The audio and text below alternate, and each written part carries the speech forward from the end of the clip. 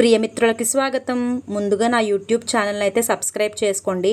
మరి ఈరోజు దేంతో వచ్చేసాను అనుకుంటున్నారా? సమ్మర్ పిచ్చిని పోగొట్టే పుచ్చకాయ. ఏంటి పిచ్చి అనుకుంటున్నారా? ఇప్పుడున్న వేడికి నిజంగానే మనకు పిచ్చి ఎక్కేసినట్టు అనిపిస్తుందండి. మరి అలాంటి ఈ సందర్భాల్లో మనం ఏం తీసుకోవాలి? బాడీలోనికి చల్లటి పదార్థాలను అయితే తీసుకోవాలి కదండి. మరి ఈ చల్లటి పదార్థాలలో నేనే ముందున్నాను అంటూ పరిగెత్తుకుంటూ వచ్చేది ఎవరు అంటే పుచ్చకాయ. ఈ వేసవికాల ప్రత్యేక కాయల్లో ఈ పుచ్చకాయ ఒకటి కదండి.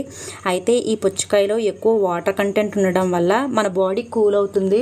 అంతేకాక ఈ పుచ్చకాయని ఒక్క ముక్క తిన్నాము అంటే కడుపు దండిగా అనిపిస్తుంది. అలాగే లోపలికి వెళ్ళిన పుచ్చకాయ చల్లగాను అనిపిస్తుంది.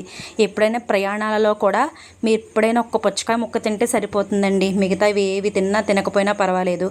ఇప్పుడు నేను పుచ్చకాయ గిన్నెని అయితే తయారు చేశానండి. ఏంటి పుచ్చకాయ గిన్నె అనుకుంటున్నారా?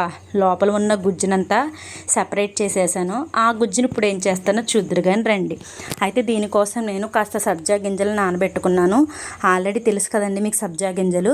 ఈ సబ్జా గింజల్ని ఆ గిన్నెలో వేశాను. అలా వేయటం వల్ల మన బాడీ చల్లబడుతుంది వీటిని తీసుకోవడం వల్ల. వేసవిలో ఇప్పుడైతే డ్రింకులు తాగుతున్నారు కానీ పాతకాలంలో అయితే ఈ కాస్త సబ్జా గింజలను పంచదారలో కలుపుకొని అవే తాగేవారండి పెద్దవాళ్ళు అయితే. ఇప్పుడు నేనేం చేశాను, ఆ పుచ్చకాయని ఆ సబ్జాలని కలిపేసి జ్యూస్ అయితే తయారు చేశాను. ఇది మన మార్కెట్లో కూడా కొనుక్కుంటూనే ఉంటాం కదండి.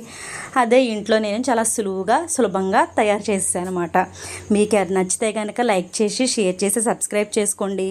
మరి మీరు కూడా ఇలాంటి వేసవికాలంలో డ్రింకులు ఇలాంటివి తాగకుండా ఇలాంటి న్యాచురల్ ఫ్రూట్స్ని తీసుకోవడం వల్ల మన ఆరోగ్యానికి కూడా మంచిది.